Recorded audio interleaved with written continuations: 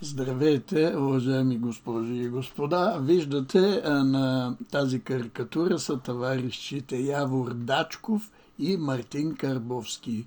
Те са се оплашили, че като се въведе еврото, от 4000 ще станат, вероятно, най-сигурно ще станат 2000. Това им се вижда малко. 2000, ама евра ще получават.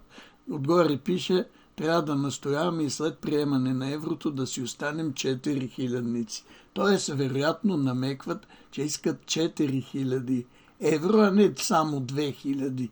Разбирате ли тънката им мисъл?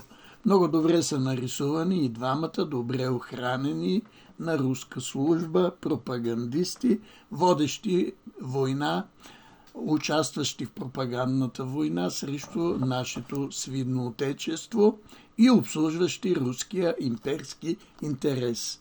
Точно такива, за жалост, мнозина ги слушате.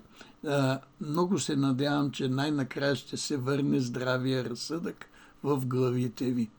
Оставете тая руска напас, продажна. Обслужват злото, Сатана.